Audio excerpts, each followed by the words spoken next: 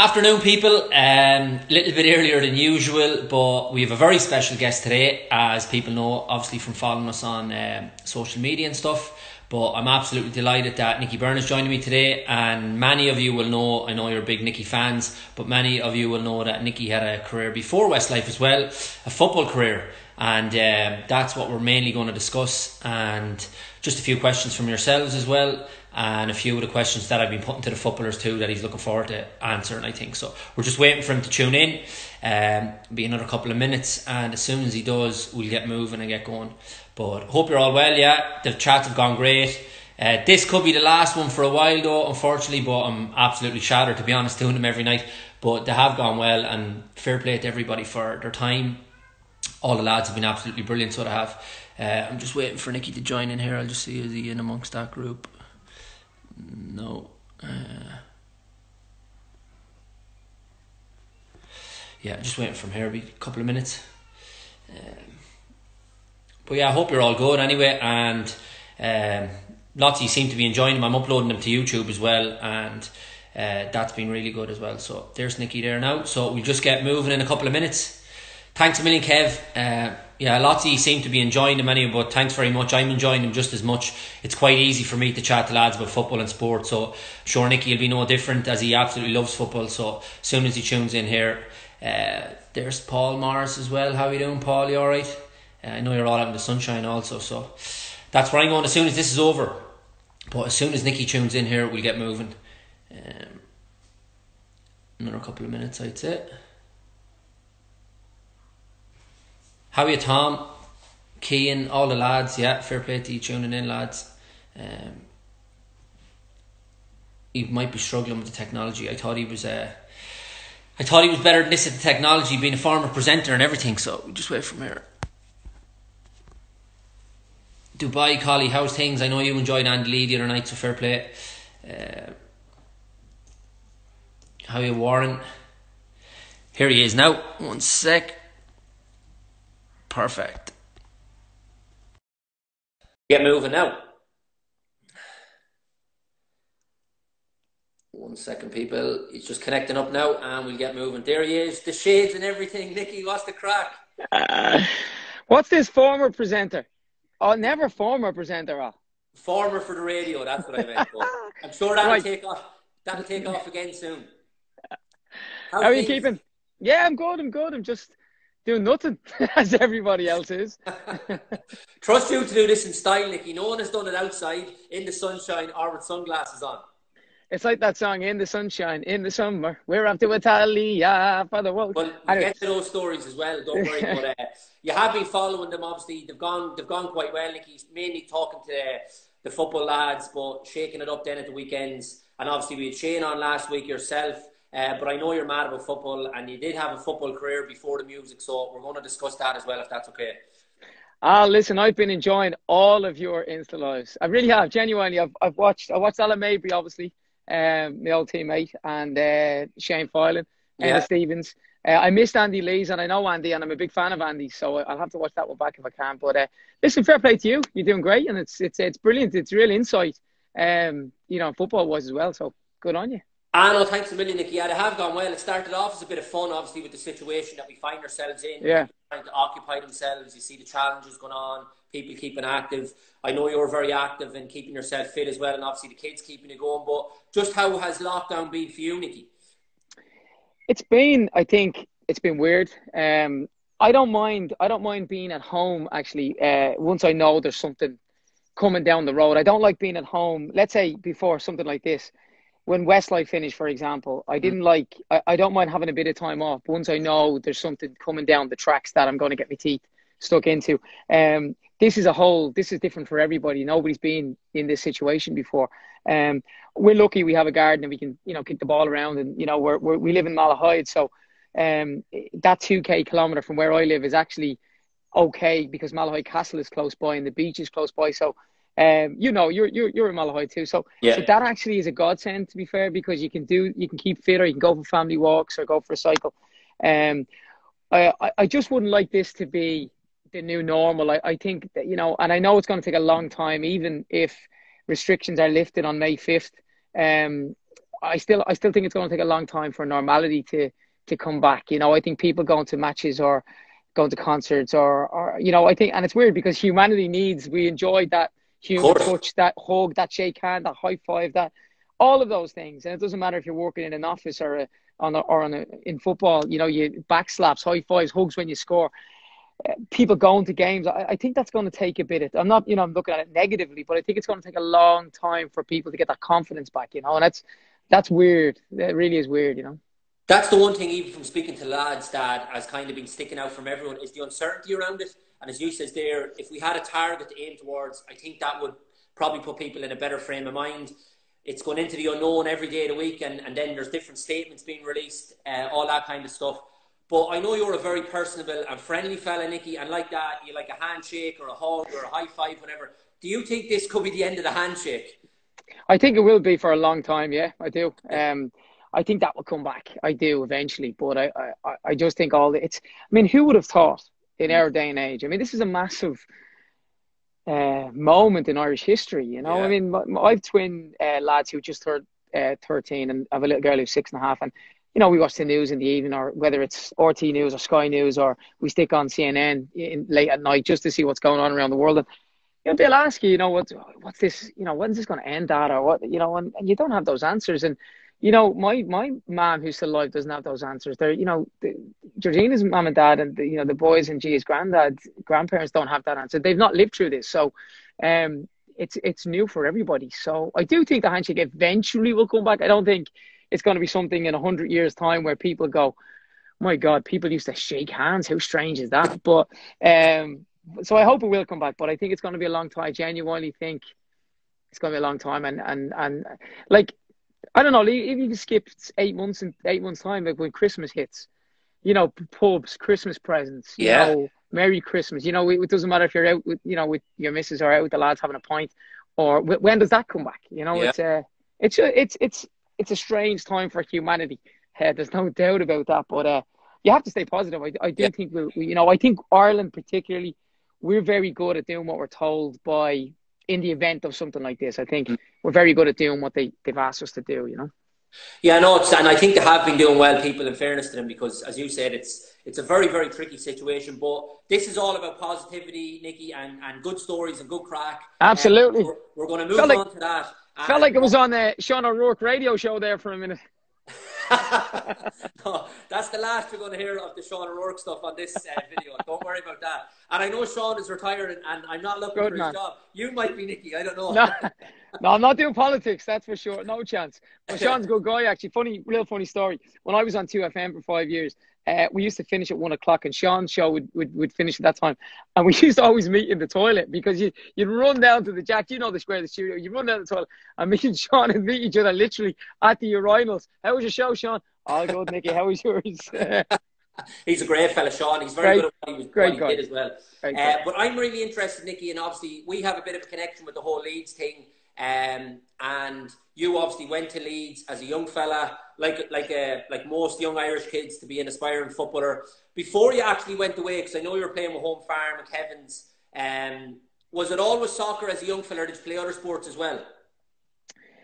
I played every sport a little bit. Well, I say every sport, a lot of sports a little bit. And I focused then more on the ones that I felt was, you know, I decent, or I enjoyed, I guess, you know.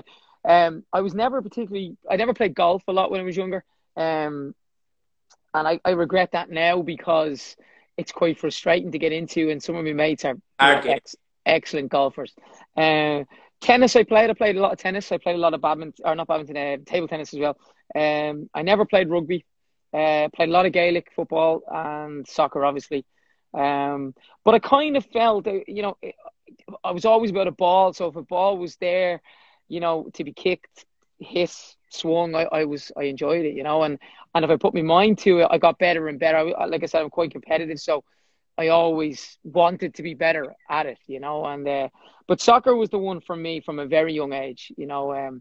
Football, I say soccer just to differentiate between Gaelic football, but it was my dad in the back garden, and my first memories would have been, you know, I remember the 1985 FA Cup final when Norman Whiteside scored for United. That would have been my first memory of football. And then the following year, Mexico '86, the World Cup. That was, that was just phenomenal. That was when Maradona's handball and in the same game, that great, probably the best goal ever scored.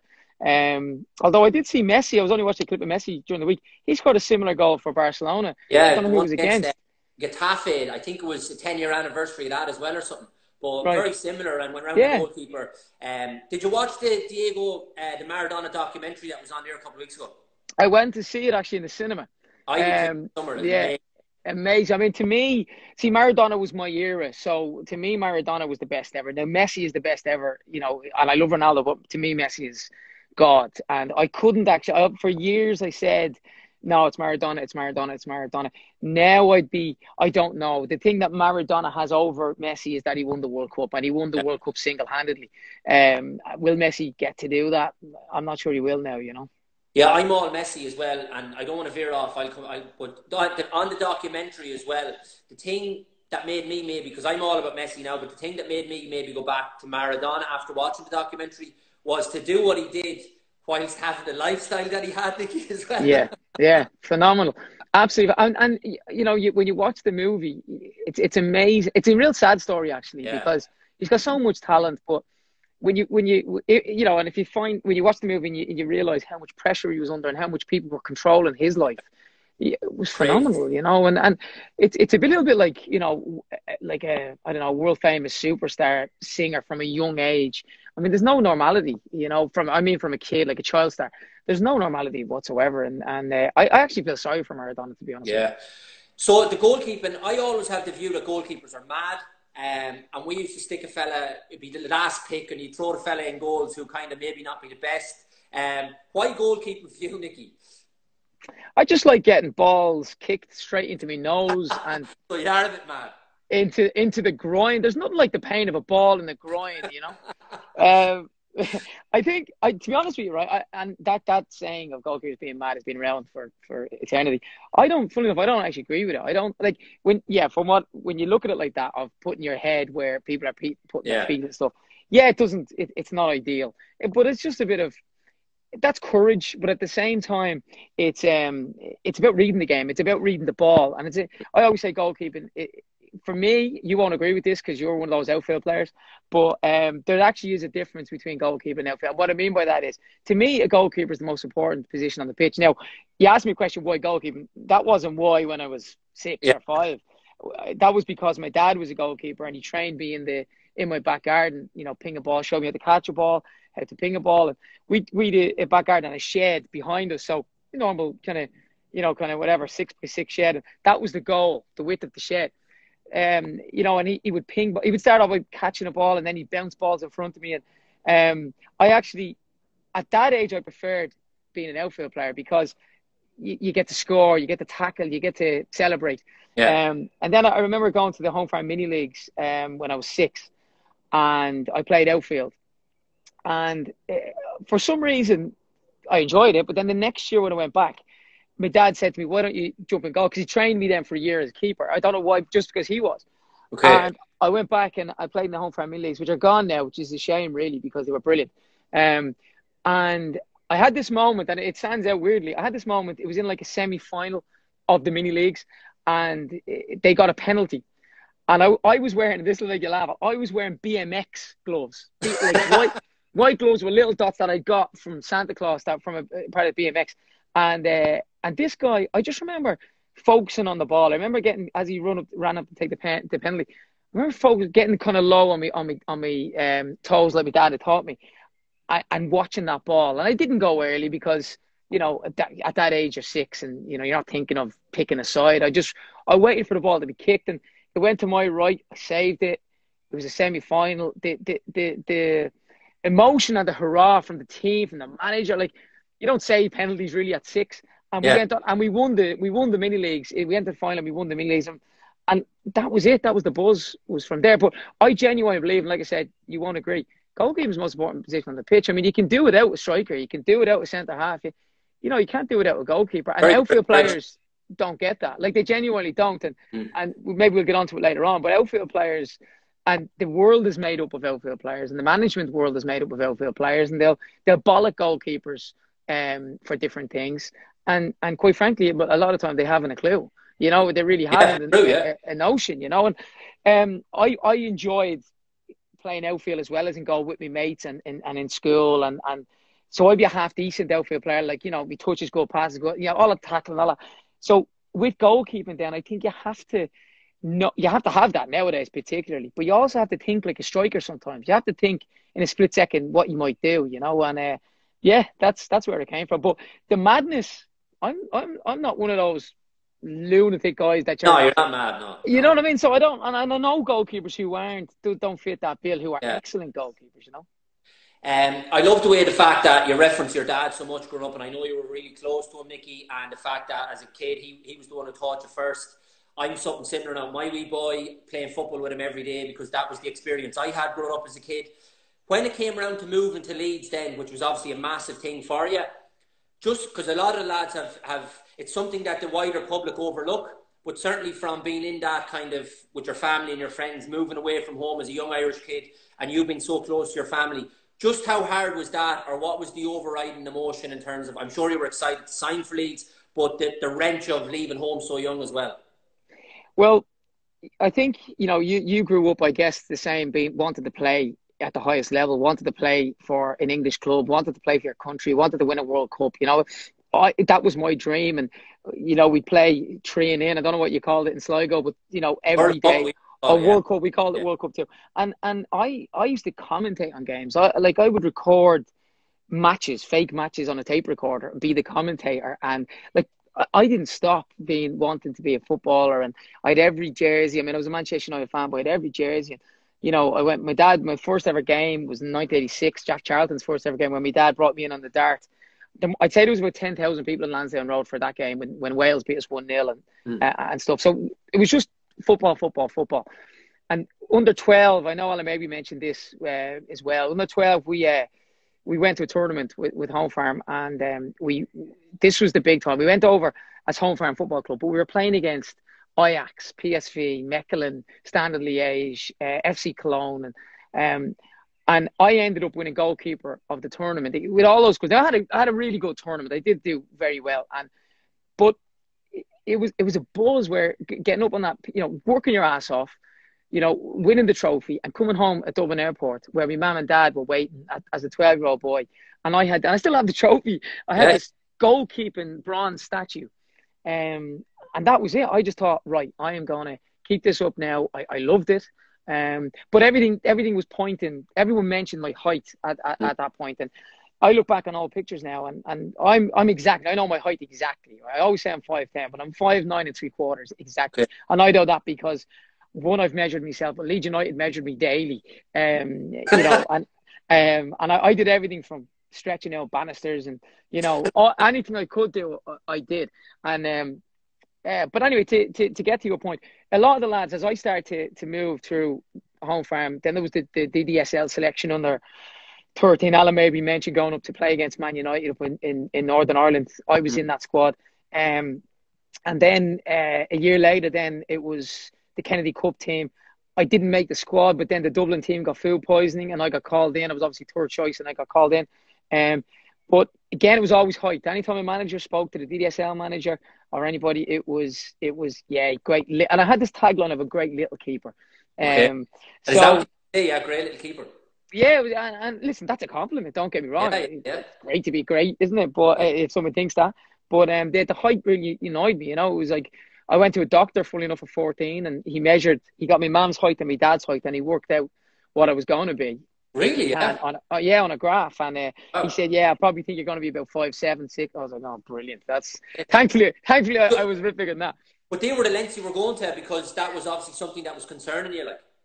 Yeah, and then on the 15, so the first Ireland squad we had was they played. Squad was picked real quickly to play the under 14s.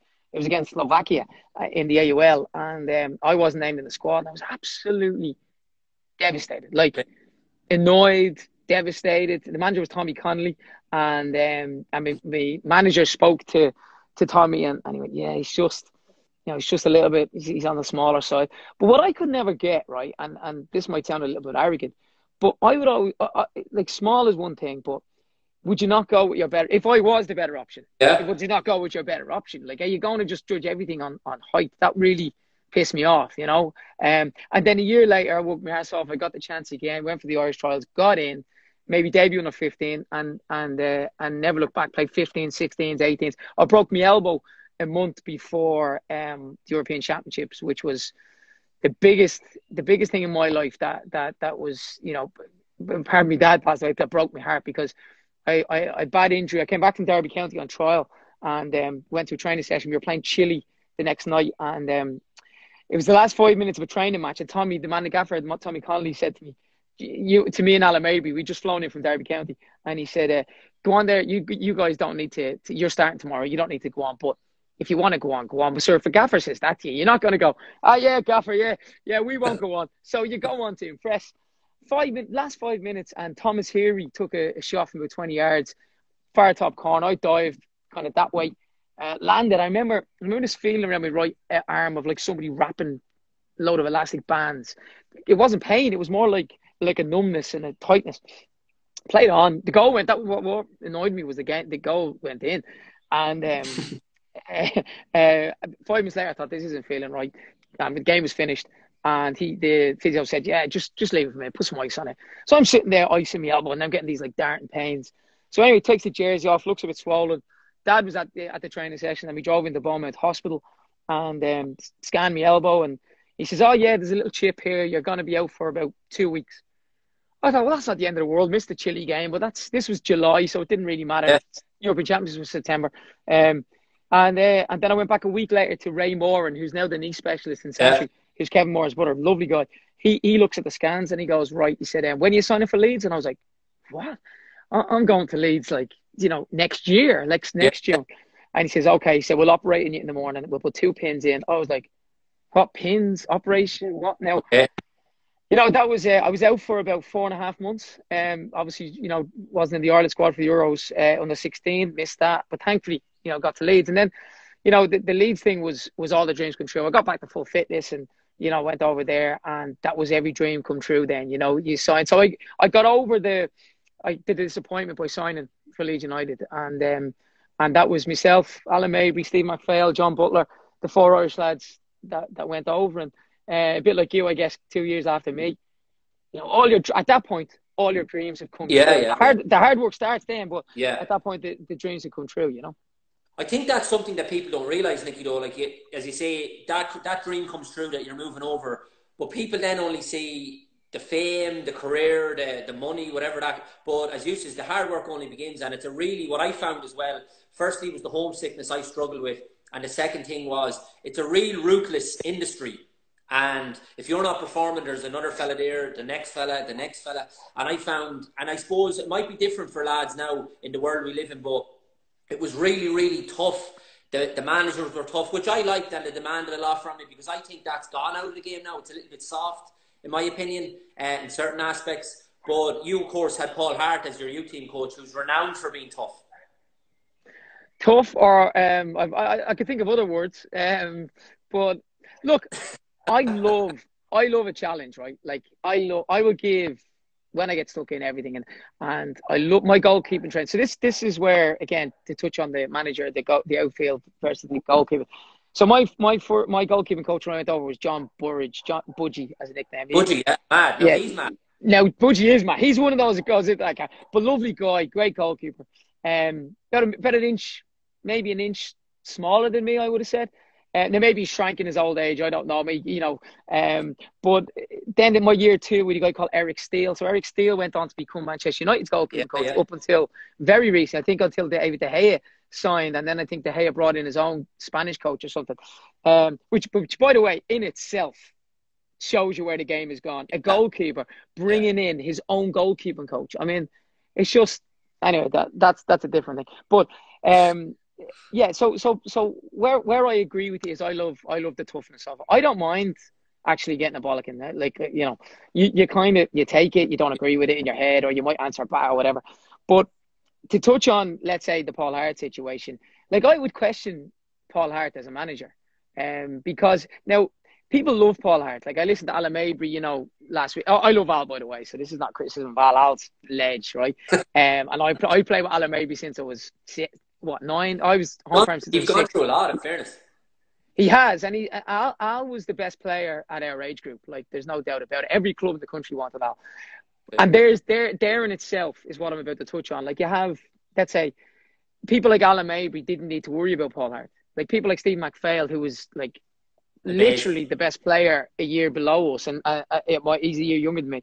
But we started at Leeds together. Like, Marco was golden boots, as was Alan Mabry, as was Harry Kewell. Me and Harry Kewell and Al Mabry, you know, lived in digs together, and Harry, brilliant character. Like, you know, Harry was always going to make it. But there, you know, ticks the box of Paul Hart. Where Paul Hart for me falls down as a manager is not being able to deal with other players, to not being able to, like, a great manager for me is somebody who can put their arm around the player who needs the arm around them.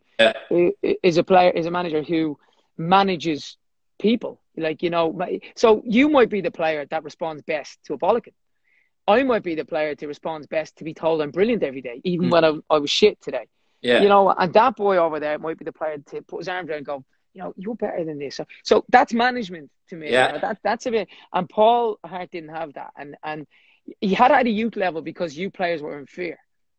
Do you understand what I mean? Youth player was, and that's why we had, you know, well, Leeds had we had great players, obviously.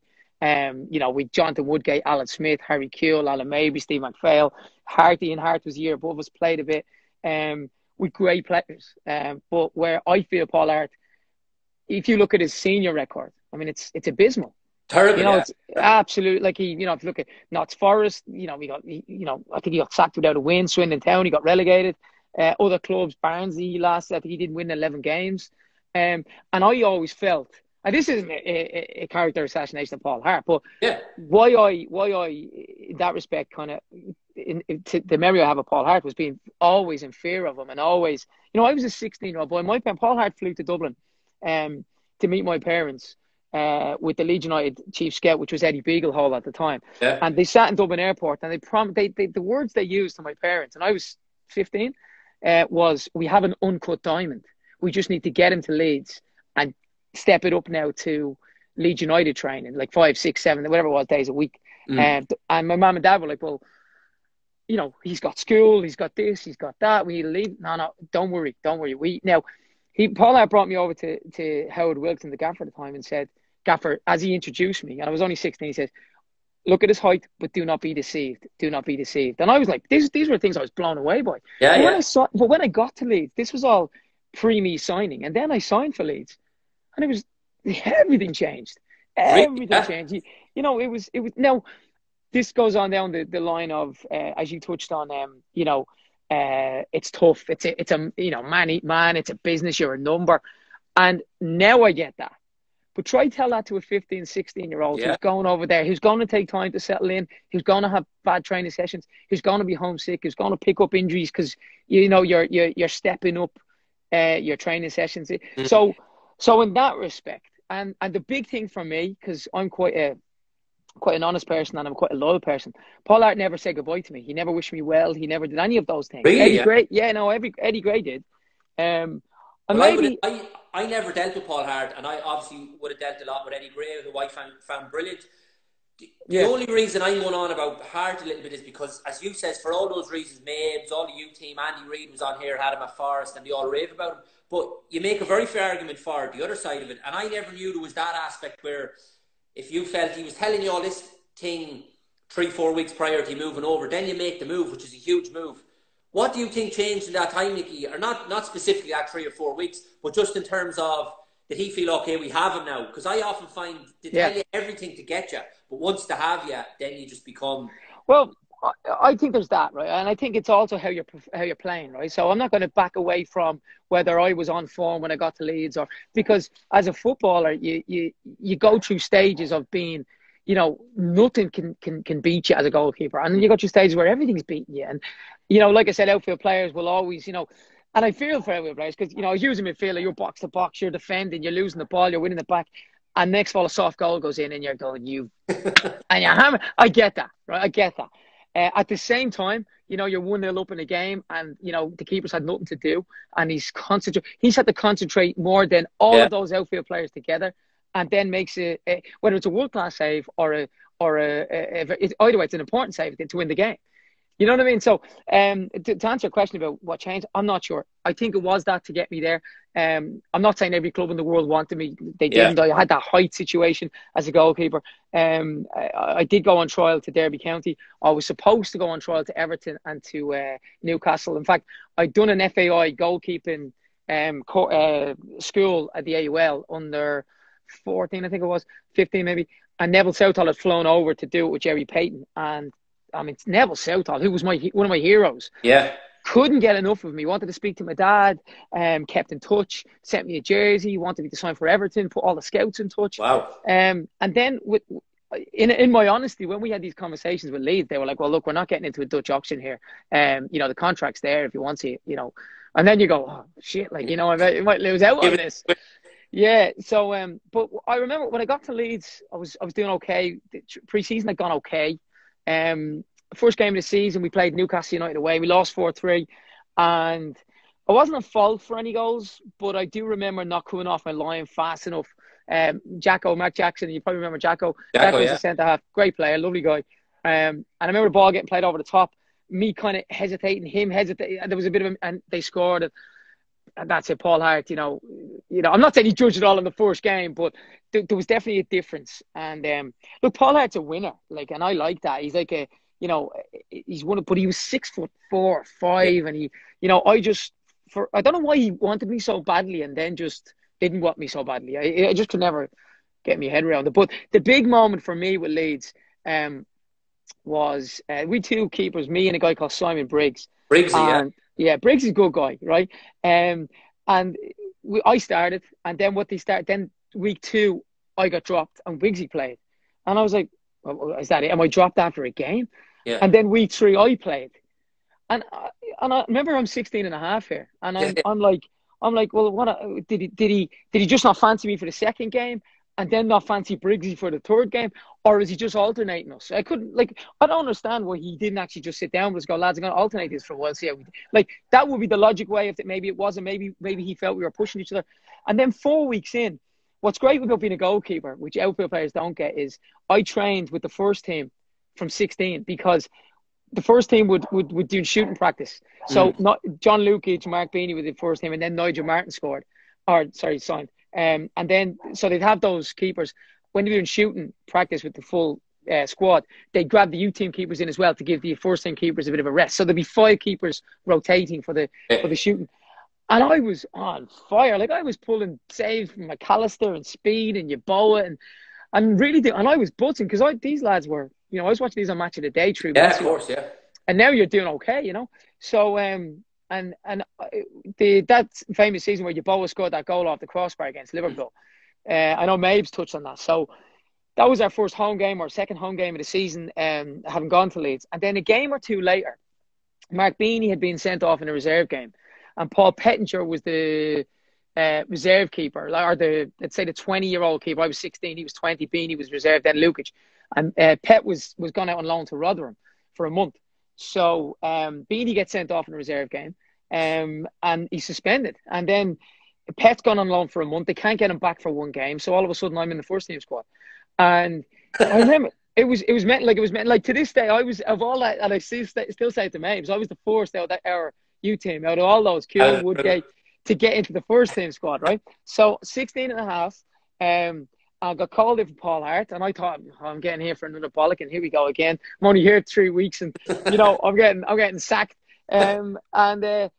Yeah, so he calls me in, but no, there was no how you feel. It was like, first team, you're in the first team squad, first team need a keeper. Go down and see the kit man, and he'll get you your first team tracksuit, because it was different to the youth team.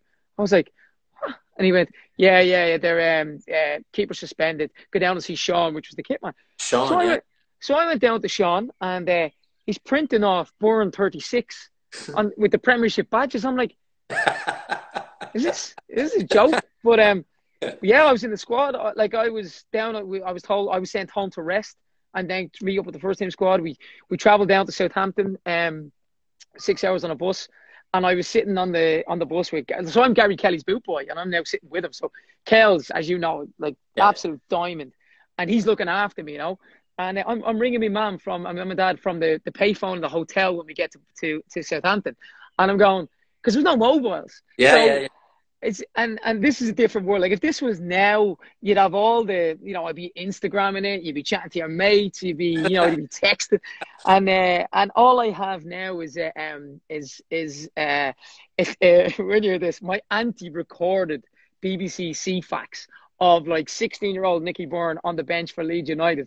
CFAX, thank you. Yeah, and Airtel, and that's all I have. And the Yorkshire Evening Post put on, obviously put a picture of me in the paper, and put it on the picture in that I was on the bench. So I get called into the squad, travel down, and I always remember traveling to the game then, and Howard Wilson bringing me up. Hey, Gia, we're on Instagram Live. You say hello? You okay? Yeah, just give us a sec, baby. You okay? Okay. So, where was it? Yeah, so Howard Wilson calls me up into the front of the bus and goes, "Are you ready if we need you? Are you ready tonight?" And I was like, and your heart is saying, or your brain is saying, absolutely no chance, you know. But then you go, yeah, Gaffer, no problem. They had like Matt Letizia, you know. Anyway, look, didn't get to play. Lucas played, obviously, and we drew 1-1 in that game. But yeah, that was you know, huge. Like in a Premiership squad at 16, that's one of the biggest things I've ever done. And what was he like, Howard Wilkinson? And another thing, Nicky, the stuff with Paul Hart, you mentioned here, it was all business with him. So it was just like, look, you're in the first team squad, away you go, down get the jersey. So was there never that human element, or did you ever go to him and kind of question as to why are you being like this, or why are you being tough, or why, or that just wasn't on the cards? Well, it wasn't just me. You see, like I didn't feel like it was just me. You know, it was everybody. Like, and that was the big thing. So, sorry, we'll take Gia down, baby. Sorry, Gia's doing TikToks behind us. She's gonna knock it over. Get her on. So, but it wasn't just me. You see, and I guess like we all were in fear of him, but it was easier for a Steve McPhail and a Jonathan Woodgate and a Harry Kewell and maybe because they were super footballers. You can't take that away from them, but they could do no wrong, you know. I suppose I was jealous of that a little bit. You know, I needed my manager to support me more, because I was 16. You know what I mean? And I think that's what makes it good, because he couldn't get into it. And it shows in his first team management. You can't bully you're not saying bully, sorry, that's a big word. You can't shout at the first team players like you can with the U team. You know, you can't get the same results from that fear, you know. But he got the results. He won the Youth Cup, we won the league. You know, maybe the strongest survived. I don't know, maybe you can look at it like that, you know. There is that element to it. So then I suppose, Nicky, after all that, when your time was coming towards an end with Leeds, how did that make you feel? And I know, obviously, you're football mad. You were back then as a young fella. It's tough to come home. I was in a similar situation. You come home. Obviously, things have worked out pretty okay for you.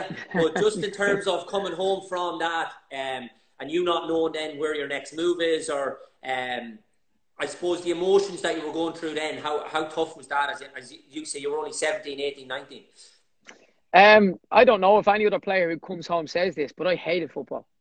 Absolutely. I'd fallen out of love with it. I played in it. Paul Hart really wanted to win the FA Youth Cup. And in my second year there, I went back, and when I say I was on fire, I was on fire. And I think I had 9 clean sheets in the first 13 games before Christmas. You know, there was no alternating. It was me. Paul Robinson was coming up behind me, a year below me. He was training with us every day, etc. But Paul Robinson was 6'4", and he could throw the ball as far as I could nearly kick the ball. And that's where I had an issue, because, you know, I would have rated myself as a better goalkeeper than Paul Robinson, but I was 5'9"3/4, and he was 6'4", and that, you know, I played in an FA Youth Cup game in Ellen Road against Sheffield Wednesday. And my dad had flown over for the game. You know, we were a great Leeds team. And we went 1-0 up, and Harry Kewell and Andy Wright did this celebration in the corner flag, where they pretended there was a golf flag, and he put the flag, and Wright and Eddie Gray and Paul Hart were caning them, you know, to kind of get back in your mind, back on the game. But anyway, just before halftime, maybe 10 minutes before halftime, they equalised. Nothing to do with me. It might have even been Richie Humphries who scored. He went on to play for Sheffield Wednesday. But they got a free kick about 40 yards out, pretty central. I lined up the lads up kind of, not a wall now, just, on my back four up on the 18-yard line or so. And he clipped it up until the penalty spot. And I came out, and we always play with very fast wingers. We played with Wes Boyle on the right. We played with either Harry or Andy Wright on the left. And the big thing was, Nicky, if you catch it from that side, we release the right winger. We switch to play with, and vice versa. And I don't know, I mean, this might sound like, I don't know if I saw, as soon as they heard a keeper shout, they were nearly peeling away. Yeah. And so this was a straightforward, clipped in, it was a wet night, but the ball, as I went up on the penalty spot, like everybody nearly ducked for me coming out as keepers do, slips through my hands, which is a schoolboy error. This wouldn't have happened to me since I was probably 8 or 9. Yeah. Slips through, like as I catch it here, right behind me. I always think Woodgate could have got me out of jail and he miskicked it. Anyway, Wednesday score and we go back 2-1 and we get in the dressing room and there's bottles of Lucasade flying off the wall. There's, the Harty's lost it and I'm trembling, like absolutely trembling. And I didn't even want to go back out for the second half. I didn't know how. My dad had flown for the game and I thought, Jesus, this is bad. Anyway, we drew 2-2 and I got dropped for the replay in Hillsborough and Robbo played, not even Briggsy. And that was it. Robbo took over from then. And I played one more game. That was in, I think, December or November. And then I was released in the May and I played one more game as a kind of token game against Hartlepool away. But yeah, so it's a dog-eat-dog cutthroat game. But that was I was in fear. So I hated the game. I felt like a failure coming home. But I hated football. I hated it. Like I signed for Shells. I had no interest. I went to Cove Ramblers. I was only 19, so Cove were in the first division and they needed a keeper. I was going to be second choice at Shells because Alan Goff was there. But a keeper usually kind of blossoms late, if you know, at first team level. And I went to Cove, but no, my heart wasn't in it then, Okay, it's sad, yeah, and it's bad form from Paul Harty. He never said goodbye to you as well. I think that's shocking, really, to be honest. I did think that, and Eddie Gray, he did. In fairness, Eddie, brilliant fella. Brilliant, and he called me and said, "What are you going to do? What's your plan?" And I didn't know. I went to home, I did the aptitude test for the guards, played League of Ireland, and I thought to myself, well, there's a good living, League of Ireland footballer, hopefully, and become a cop. In the meantime, because my dad was a singer, I'd been, presenting. Well, I came home, I bought it with money from Leeds. I bought a karaoke machine. I started gigging with my dad and started entering competitions, and then the audition for Westlife, and that's how the Westlife thing took off, Okay, yeah. As I say, you done okay, Nicky, but yeah, did all right. Yeah, through the West, I'm sure Paul Hart. Have you ever seen him now? Have you ever seen him since? No. Look, I don't want to absolutely cane him too much. At the end of the day, he was a very good UTM manager that won everything around him with Leeds. I just felt, I guess, they're very impressionable years of your life. Yeah. And okay, put it to my two boys who were 13 last week. Both play Gaelic, one plays soccer, play for Rocco's playing for St. Kevin's Bows on the 13 level. Would I let either of them go and start an apprenticeship with an English team abroad, foreign country? I'm not so sure. And maybe it's different nowadays, Al, because they don't do jobs and they don't the jobs is a different thing, as in like cleaning boots and stuff. But you'd be able to keep in regular contact with them more, or like at 16, you're still going through puberty. You're still, mental health is a big thing for all kids, and it's only becoming to fruition now. So I think you need, coaches who are your friend, as in encouraging daily, even if you're shit. You need that. Yeah, of course. I think that's what's going to get the best out of you. I think I'm glad you brought up the lads, because that was one of the questions. I know the young fellas playing with St. Kevin's and Bowes and that. And would you seriously think now, Nicky, from your experience, you would question letting him go now if the offer came in the next 2 or 3 years for him? I think you'd have to look at it seriously. Maybe it's different with phones. Maybe it's different that you can speak to them regularly, or maybe there's when I went in '95, like, you know, there wasn't £20 flights from Ryanair over to Leeds. It was a big deal, you know, and I got home 6 times a year. Obviously, you know, it felt like I was a different country, you know, even though it was an hour flight. It might as well have been LA, you know what I mean? There was no WhatsApp, Instagram Live, FaceTime, mobiles. There was none of that, you know, and we'd strict rules. We'd be in bed at 10 o'clock every night. We'd, you know, where we lived in Wetherby. Well, the first year we lived in Roundhay, which is a big, beautiful house. 10 of us in the house with the lads who were looking after us. But year 2, we were out to Thorpe Arch, which was probably where you started. And I hated that. I was like being in prison. In fact, there's a prison right across the road. Yeah, you know what I mean? And I felt like I was doing time. I felt like I'm getting on the pitch and I'm being bollocked every day. You know, I'd be in bed at 9 o'clock every night. You know, and I was just a bit more sociable than that. You know, maybe a different club could have been different, and definitely if I was a bit taller, maybe I would have played that little bit more. And like I do remember one thing. I remember getting dropped out of the Ireland squad at under 18 level and this is giving an example of, say, someone like Al Maybe's experience of youth team football versus mine. So we travelled over to Norway to play a playoff game under 18 for the European Championships. And I was playing. I was in good form. I was playing pretty well. I was in being picked for Leeds at Cawleys. And we trained. We met up in Croydon in London for a week's training, or 5 days training with Brian Kerr. He was our gaffer. We were the first Irish youth team he took over, and we did 3 or 4 days training. Flew to Norway or Portugal. We did a tournament in Portugal first against Portugal, Russia, and France, and then we flew maybe a month later to the playoff game against Norway. And all of a sudden, I wasn't picked for the game, and so we were sent to bed for the afternoon before the game in the evening. And I'm rooming with Al, and I'm devastated. But look, it is what it is. It's Ireland, you know, and it wasn't picked to start. So I'm in the room, and I said, "What do you think I should do?" And Al was like, "Honestly, you're 19 now. You need to go and knock on the manager's door." I'm like, that's not me necessarily. When I was like, "You sure?" He goes, "Yeah." He said, "You're not being nasty. You're not being rude. You're a man now. You know." Now, remember, Alan Maybe's our captain, right? So has been our Irish captain and a Leeds captain for, you know, and Home Farm's captain for the last 10 years of my life. And I'm going, yeah, maybe I was right. Maybe this is a bit of growing up. Maybe you need to knock on Brian's door.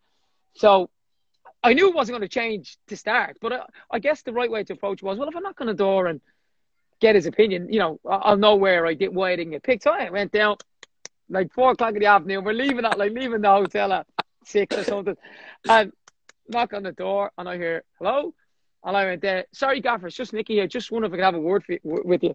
And he says, "Yeah, sure."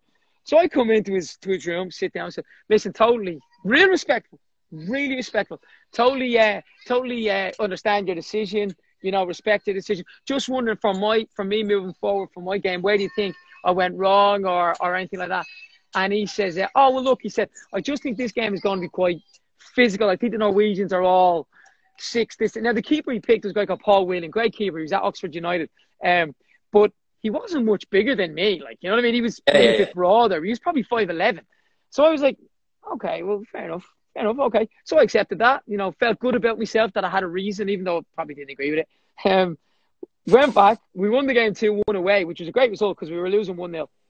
And about a week or so later was the second leg back in Talca Park. And I'm back in my digs, and I get an order to come down to see Paul Hart. And he calls me in and he says, "You're not in the Irish squad." I was like, "What do you mean?" Now, with respect, Al, I had not been in Ireland squad since I was 15. I said, "What do you mean?" And he said, "Oh, there's the squad." And I thought it was a mistake.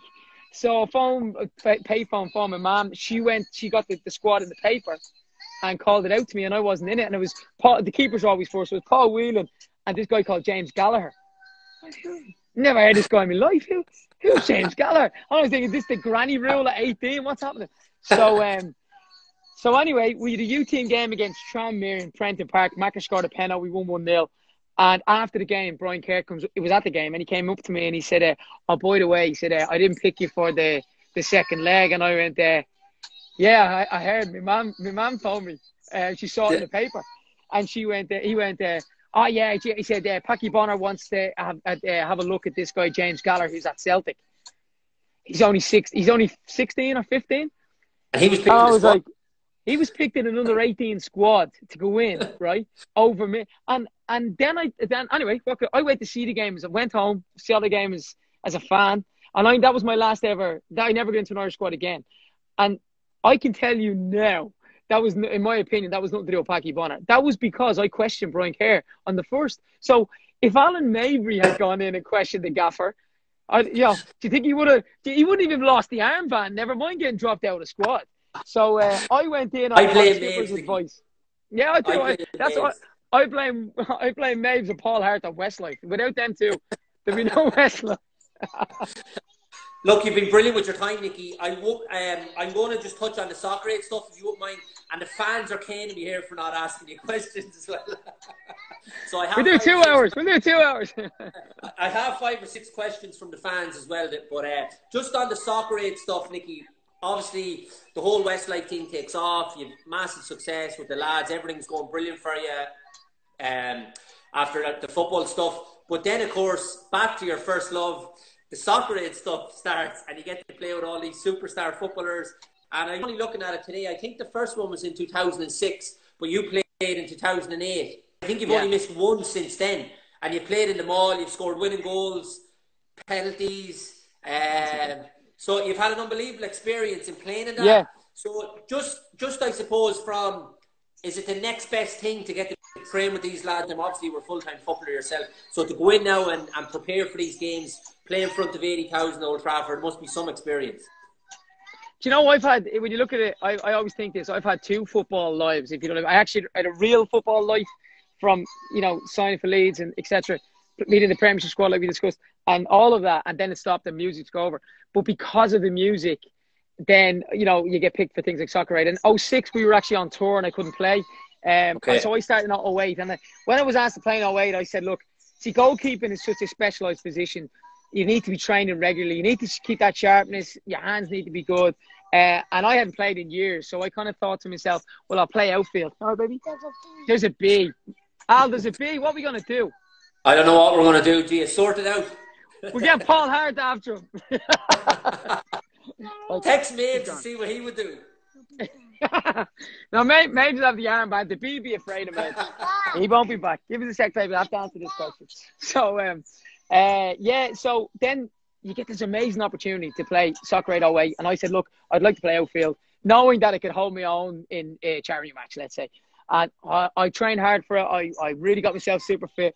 And the rest of the world, what's great is being not English, is that you play for the rest of the world. So you're with every other nationality in the world, bar England, obviously. So I played in that game. I played with Figo, with the Canio, just some great players. I think Yap Stam might have played that game. And then every 2 years I was called back. The only other one I didn't play was 2012 because you're on the farewell. But I was doing that list of players I've played with over the years, and it's like Zinedine Zidane, Ronaldinho, Romario. I have them written down here, Nicky. Yeah, there you go. Like, and there's some names. It's on the list. Somebody asked me last week on Facebook when all the football stuff was going around, was name your best ever team you've played with. And like, people obviously are playing like yourself. You'd name all of the players you played with at Leeds, at League of Ireland, wherever. And I was going, well, you'll have to wait a minute here, because I've actually played with these superstars like Zidane, Figo, Ronaldinho, Romario, like Robbie Keane, Berbatov. It's just been non-stop over that 10 years, so it's been incredible. The names are unbelievable, Nicky. And I am going to ask you to name a 5-a-side, so we'll find out some of those names in a wee while. But just on a couple of questions. Clona Buckley sent one in. Name 5 sports stars that you would love to have a night out with. Now, you've had with a few of them already, but they can be alive or dead. 5 that you would love to have a night out with. Oh, alive or dead. Diego Maradona was somebody I've always wanted to meet and never did. So that would be incredible. Like, he was great. Al, I'm not sure. It looks like we're losing you. Can you hear me? Can you hear me, Al? No. Yeah, we're back. Maradona would be one. my biggest big fan of Roy Keane. You still there? Sorry, I just cut out there. I'm just going to wait for Nicky to tune back in, and we'll go live again, and we'll just get some of the fans' questions and some of the football questions as well. But he absolutely loves football. Nicky loves it, so he does. And it was really interesting to hear about, I suppose, his career from beforehand as well. So we just wait for him to check back in, and we'll try and get it finished off. But yeah, he's been absolutely brilliant so far and great with his time. G is mad for the singing as well, singing songs. So we'll just wait from here 1 second. And Mabes, you're getting absolutely battered. Paul Hart and Mabes are getting battered.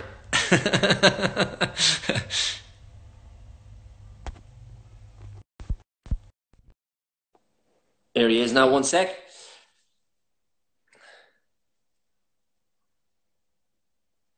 Paul Morrison. Nicky, yeah, sorry, how are you? Can I just say, I was just reading some of the comments there, and I seen Alan Mabry saying he's blaming me for everything. Poor Mabes is getting battered. Between Mabes and Paul Hart. Between Mabes and Paul Hart are getting battered, yeah. Get Paul Hart on next week. So, the 5 stars anyway, Nicky. We start with Maradona. Yeah. Maradona, without a doubt. Roy Keane. Keano to me, and I know everybody says it who's come on here. I've been lucky enough to meet him a few times. I played against him in a charity match. He is my absolute. He's to me the ultimate footballer. Now, he doesn't have the skill of Ronaldinho and all that, but you talk to people like Al who train and play with him properly, and his touch and his drive, his desire, his ability. But I think, as you touched on it as well, I think the game's gone soft. I think, your Keanes and your Gerrards and people like that of the world, they'd be sent off every week in the game at the moment. But, I agree totally, Nicky. Roy Keane is the ultimate for me as well. I absolutely love him. And that was one thing on the Soccer Aid, even. This will show you the level of research I've gone to here. The other one you missed, I think, was 2012, and that was the one Keane played in. Yeah. And it must have been, I know that you love Keane, so you must have been devastated to not be involved in that one.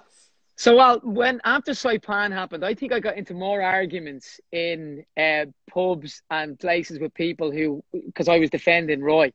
I was lucky to meet Mick over the years as well. And by the way, I knew all that. Like, Shay Given was a couple of years ahead of me, Robbie Keane, Damien Duff, I played with all my career as a kid, etc., and in Ireland games. So I knew from the inside from chatting to the lads what had happened in the room, let's say. I still defended Roy, I'm out with nights out with Shay Given. Nah, he's all should have backed him. He was doing the right thing. But no, Roy was fantastic. And playing against him was a dream come true. I actually swapped jerseys with him at the end of that game, and it's a mad memory because it was at Celtic Park, and it was Celtic versus Man United, celebs and ex-legends versus United celebs and ex-legends. I was playing for Celtic and Keane, as a celeb, and Keane was playing for United as obviously everything legend. And I was playing in midfield, and in the tunnel just before we walked out, I'm standing shoulder to shoulder, and I knew from a few of the Irish lads going, Keano can be a bit, sometimes he'll say hello to you and sometimes he won't, and I was like, it doesn't matter. So anyway, I'm standing here, first time I've met him, I'm standing in the tunnel beside him. Actually, I'd met him in the hotel bar just before that when we were meeting, and I got chatting to him, and he was sound, and we were talking about the game, and he met all my friends, and absolute legend and very personable. Then we're in the tunnel, and I have that memory of the Arsenal tunnel when he's having a go at Vieira, and I'm going, Roy, you gonna have a go at me now? And he just laughed. He just laughed and said, "No, I'm too old for all that." Those days are gone. So in the game, it was very funny because in the game, I think it was Van der Sar might have been playing golf. I can't remember, but Keano kept going short for the ball. To take the ball from the keeper, and I would go with him, and I'd stay tight to him, and every time he got it, he'd just give it back and turn and go again. So I'd go back, and then he'd go again, and I'd go back. Now he was probably, that was about, I'm 41 now. I'd say he was probably about 36 or 8 at that point. And he'd give it back. So then after doing that 10 times, I thought, I'm not doing it. I'll just let him have it. Yeah. And he turned, and his ball straight into McClare and whoever else was playing up front. Now, this is when he's retired a couple of years out. So can you only imagine what he must have been like in his prime to play against or with? So Keano's in there for me. Lee Sharp, I was always good. You know, I always loved Sharpie celebrations. And I ended up being his boot boy at Leeds when he signed. And I think a few lads nicknamed me Sharpie over the years as well. So I still keep in touch with Sharpie. Sharpie was to me, was the footballer. Like, he was famous, he was good looking, he had the celebrations, he was, you know, he had everything going for him, didn't he? So I always remember. He's the only fella I know that could literally wear anything and make it look good. Yeah, no, absolutely. He came in one day in this jumpsuit type, mechanic type outfit. And I was like thinking, is this fella going working in the mechanics or something? Well, he looked amazing in it. Yeah. Well, I remember being in Thorpe Arch, and with all the stuff that I was dealing with youth team football, say not being in the team or getting bollocked, whatever, Sharpie would drive in his Porsche, right? And get out with a brand new pair of trainers and a cap back to front. And I was thinking, like, that's the dream. Like, that's what I thought it was going to be. You know what I mean? Then I found myself, you know, making tea for Alan maybe at half time in an FA Youth Cup game. I thought, nah, this isn't for me. So Sharpie will be in there. So, but are we including all the soccer aid lads as well? Obviously, yeah. Whoever you want, it's your five, Nicky. It's your five. Okay, so I've never seen anybody in my life play like Zinedine Zidane when I played it with him in Shane Filan mentioned that to you last week. Yeah.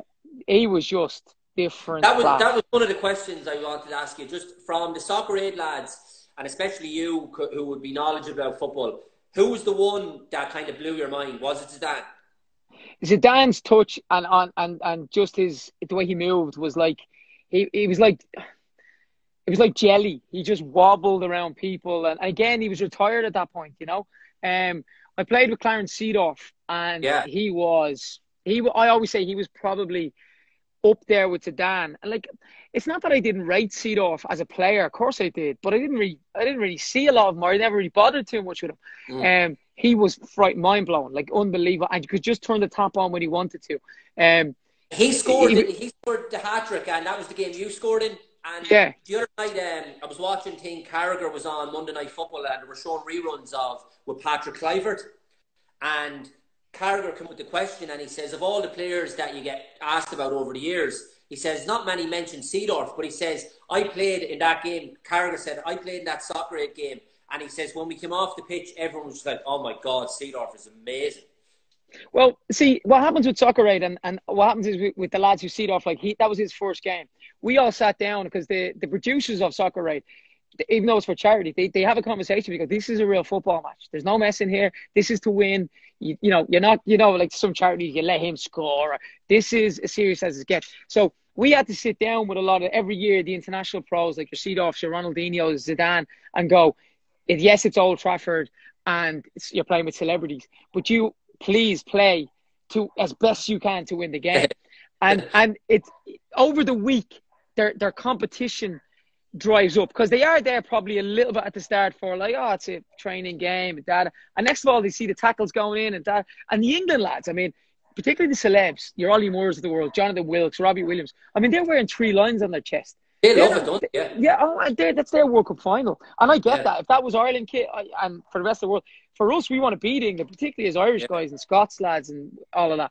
So in that particular game, Seedorf was unbelievable. We were 2-0 up, and when it was 2-1, and then he gave a penalty in the 90th minute, or 85th, 6th minute, or something like that, very late in the game, maybe 80th minute, very late in the game to bring England back into the game. And all of a sudden it was 2-2. And it was like someone had just turned a switch in Seedorf. He was like, nah, not having this. And he just bang, bang, bang, bang, bang, goal. Bang, bang, bang, bang, bang, goal. Game over, England 4-2. We probably could have done that in the 50th minute, but he chose not to. You know, he was someone else who was unbelievable was Henrik Larsson. Okay. Unbelievable, like incredible. Ronaldinho, although Ronaldinho, he's one of the world's best ever players.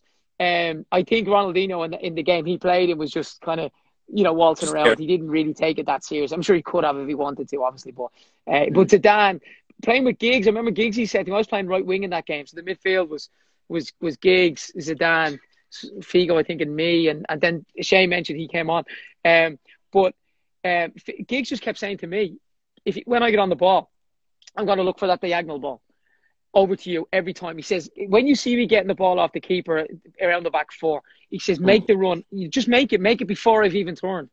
And he did. And if you watch the game back, he turns and and every time he hit me, whether I control it or not was a different story. But he hits me chest, he hits me thigh, foot, everything. He was because Robbie Williams was playing left back and I was playing right wing. So it was great because I obviously had, in fact, I won a penalty 20 minutes, I think, into the game, 1-2 with Zidane. And I saw the ball that Zidane played back was, I seen Robbie coming for me. And I actually thought, I'm getting here first. I'm coming into the box. I'm getting there first. So I played for it. I just touched it by Robbie. He's caned me. I made a meal of it on purpose. And Kalina, the referee, remember the referee, bald hair with the kind of scary eyes? Straight to the spot. All of a sudden, 0-0, 20 minutes, Old Trafford, live on ITV, 9-10 million watching. I picked up the ball, and I think it must have been Zidane or Giggs or somebody says to me, Nicky, it's yours. So it's Stretford End, Al. It's like all your dreams come true. Except David Seaman's a goal, and he all of a sudden looks like, 75 foot tall and 65 foot wide. And I thought, oh, no, I said, right. And like any player will tell you, don't change your mind. And I just went, right, I'm going to put it down. I'm going to curl it into that corner. That's, just whip it in there. Aim for the post pretty much. Live it. All good. Put it down, walk back, look at the referee. He blows the whistle, looked up. I see Seaman, see the Stretford End, live on telly, run up. And all of a sudden, every emotion in my body went, just blast it, just blast it. I slipped like John Terry or one of those. And I slipped and Seaman saves it. And that was it. Then I remember the cheer because an English crowd, like they'd scored, like England had scored, because obviously we've missed. And that threw me. I couldn't get back into the game after that. I went to penalties in the end, and Ken Dalglish was the gaffer, and he said to me, you got to hit one. And Giggs said to me, no, he says, you've missed one. We all miss penalties. You're hitting another one. I went, oh, right, okay, because only celebs can hit the penalties in the shootout. And hit that one, and Jamie Teakston saved that. So I thought, right, that's me and penalties done with now. Well, you've done your bit, to be fair, Nicky, and even last year saving the penalty as well. But this, I think, is an unfair option. But so many of the fans ask this. I think I know the answer, but I'll put it to you anyway. Professional footballer or Westlife?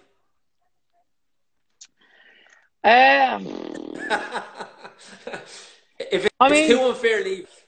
No, I mean, the answer would be Westlife because of everything that Westlife we've done and it's given me. There's no doubt about that. However, what I can't compare it to is if I'd gone on to play at the highest level, not just get into that, so actually had been tall enough and played for Ireland and, played for Leeds at that level, or had I been tall enough and good enough, potentially signing for Man United, for example, if that's the dream. Had I played for Ireland in a World Cup, I mean, I'm very patriotic. And I remember the proudest moment, I still say it, the proudest moment of my life was standing for the national anthem under 18 in Portugal, away, playing for Portugal. And unfortunately, my parents and stuff didn't see that because that was before your Instagram, your WhatsApps, your, FaceTimes of the world and stuff. The report is now on a piece of paper cutting. So at that level, Ireland, Leeds or Man United, or Barcelona, Real Madrid, I mean, that's a hard one to turn down. I mean, but that might have been with a manager who loved me and not someone who wanted to shout at me every day. Okay, Nicky, I'm only going to. By the way, can I just say, Louis Walsh shouted at me as well, so it wasn't just unique to football. You've been brilliant with your time, so I'm only going to keep you for another few minutes. But there's a girl in the Philippines, Anna Lee, and it's her mum's birthday today. She wants a shout out. She's 73, says her mum's name.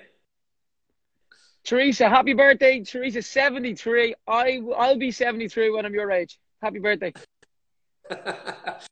If you had, Nicky, one member, and I probably know the answer to this as well, but one band member that you had to pick to go and play a match with, to bring with you to play in a match, who would it be and why? Definitely be Mark. Because really? Mark would. Yeah, because once Mark starts singing, the boys are just going to sit down and listen and blow them away. No, I'm joking. It'd be Shane. No, Shane is. I mean, the lads, Keith and Mark don't really play football. I mean, they have done over the years, but Shane, as you discussed about the Sligo league he was involved in, Shane's quite a really good player actually. Great eye for goal. He's just all left footed. Shane, just all left. Definitely Shane. And in fact, it was me. I was saying to him for ages to get involved in soccer. Right? You know what I mean? He's and he really enjoyed that too.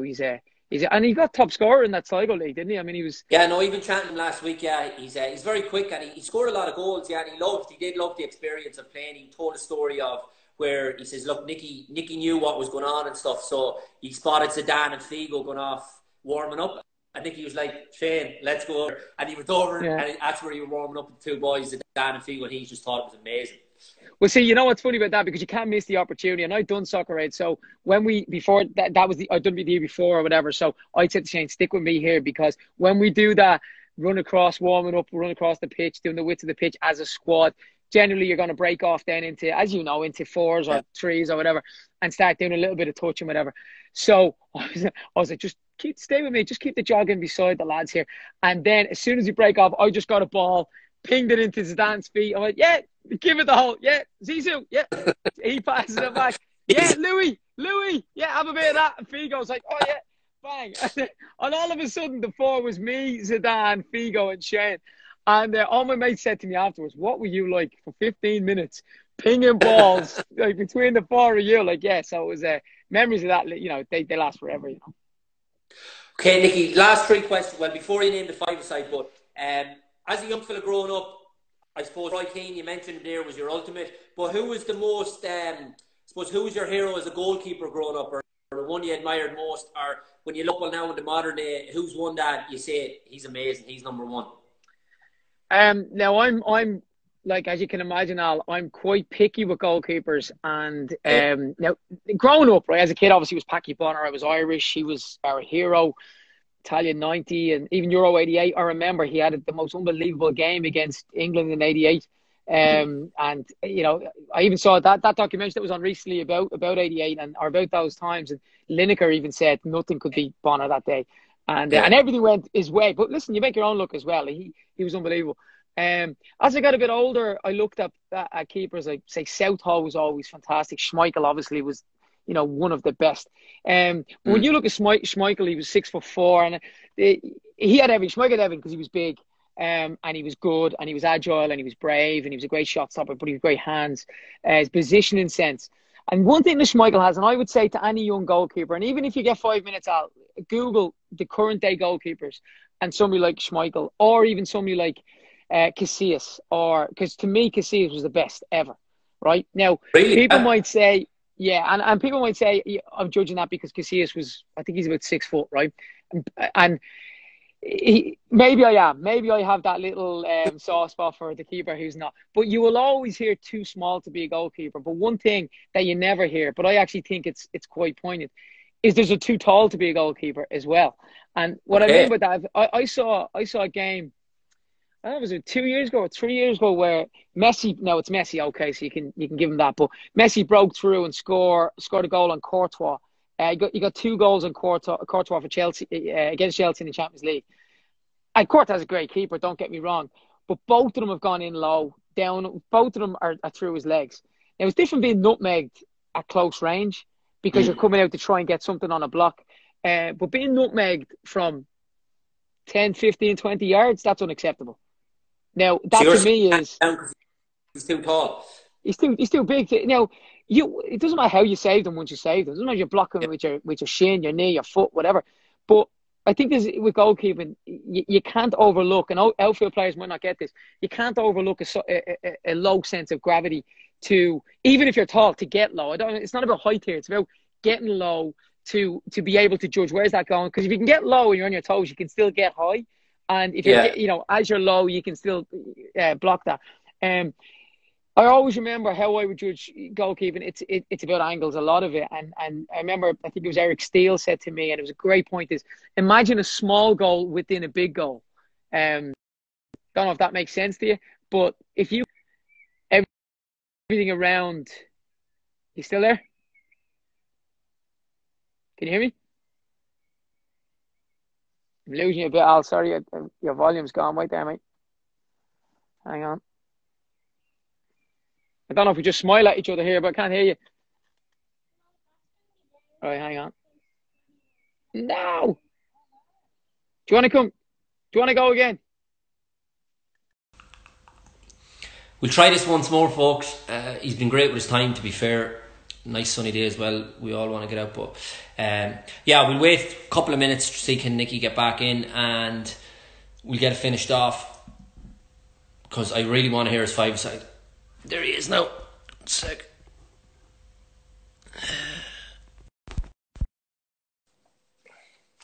Just connecting up now, and I hope it's connecting up now. Here we go. Very good. Nicky! Oh, stop. Maeve's put up a comment. He says, I'm at fault for the Wi-Fi as well. He is. That's his fault. But that's interesting, Nicky, that I've never heard that one before. And as you says, maybe because obviously you're a goalkeeper and it's your background, your passion, but too tall to be a keeper. Because you'd always hear people saying, oh, he's too small, but you never hear them say he's too tall. Yeah, so what I mean by that is it doesn't mean if you're 6'6" that you can't be a great goalkeeper. You can, but what I hate is that people nowadays judge everything on two things with goalkeeping: is height and ability to pass the ball from the back. Yeah. Now don't get me wrong, they're great things, they're brilliant things to have, but you're going to fall short of being a goalkeeper. Like if you want somebody who's going to be unbelievable at pinging the ball from the back, then get Kevin De Bruyne in goal. But see, when you need him to be a goalkeeper, he's going to fall short. So now, I'm not saying there's exceptions to the rule. And the guy at Liverpool at the moment is Ellison, or how you pronounce it. He's phenomenal because he can do it all, right? But I mean, a good example of it is when they had the lad at City who Brava, and they got him over because his passing rate was 100%. I was like, would you ask my nose, for God's sake?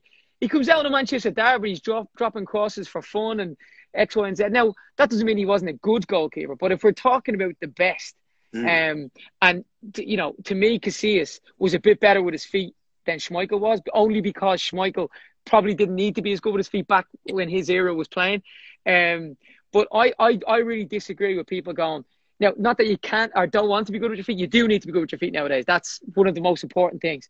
But if you're going to take that over, your ability as a goalkeeper, whether your hands or your shot stopping or your angles of position. So what I was explaining earlier was a small goal within a big goal. The goalkeeping coach said that to me. If you can stop 90% of the stuff around you, then you don't mind balls going into the bottom corner or top corner or things like that, because your job is there to stop the balls going in, but you can't do it all. Do you know what I mean? Yeah. So, so that's where I think Courtois in that scenario, just to pick those goals out, was your top class. Casillas saves that all day. Actually, Shay Given saves that all day. Do you know what I mean? And gets you out of a hole then, No, it's a fair point, Dan. It's a good point, Therese. I actually agree totally with you as well, because there's so much emphasis now on the playing outside of it that they're forgetting to actually save the ball. But Frank Lampard said that. Frank Lampard said exactly that about a year or year and a half ago, and it was wonderful to see, because Lampard sits on there and he goes, I want my goalkeeper first and foremost to be a goalkeeper, and then I want him to be able to play from the back. It's like the same argument, Nicky, with an outfield player. So much of the emphasis now is on a centre half being able to play out from the back, but he forgets to defend. And you're saying to yourself, you want to be the defender first, and if he can play out on top of that, well, then that's a bonus. That's great. But if that's the case, be a midfielder if you're not going to defend. Absolutely. Like, I mean, you might as well put you in goal. You know what I mean? And then go, well, sure, Al's touch is phenomenal and he's a great passer of the ball. But see, when it's one-on-one or it's, you're going, I've seen outfield players turn their back, and I play five-a-side, right? And one of the lads would break through and he's one-on-one, and I'd be screaming at me goalkeeper, get out. And next of all, this would go on. And I go, what are you doing? And I'd be one of them. I'm not a goalkeeper. I'm like, I'd be a turn the back kind of a fella, to be honest. Nicky, a lot of the fans are asking about Wembley as well, so they're going to kill me if I don't mention that. And I suppose the uncertainty around everything, you're probably not sure. Yeah, it's very disappointing. Look, what we have to say, Alan, now that we're on, is that the world's in a different place, so it's great that there's bigger fish to fry, and there's more important things going on. It's very disappointing that we've had to cancel a tour. The only gig still alive at the moment is Wembley Stadium. But for how long? I mean, we've cancelled 23 shows in the UK. We had 2 shows in Cork postponed till next year, and we did about 25 shows that we were supposed to look at for Asia and China later in the year. That's all gone. But rightly so, it had to happen. Health is, people's health is the most important. So Wembley Stadium, I can't see it happening, but it's still on at the moment, you know, and that's a big dream for us. I mean, you know, who doesn't want to play Wembley Stadium? It's one of the biggest things a band can do.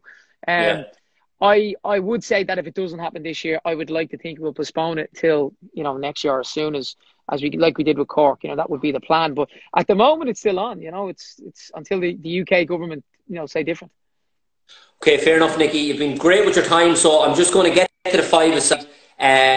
You can have a goalie and 4 outfielders, or if you want 5 outfielders. But this is one, to be fair, there's been some teams named. Andy Reid probably named the best one up to now, Carrick, Berbatov. But I have a funny feeling he could be outdone here. Right, well, what I'm going to do, I'm going to be fair. I'm going to name a 5-a-side team from Soccer Aid and a 5-a-side team from, like, say, my football career, let's say youth and stuff like that. Right?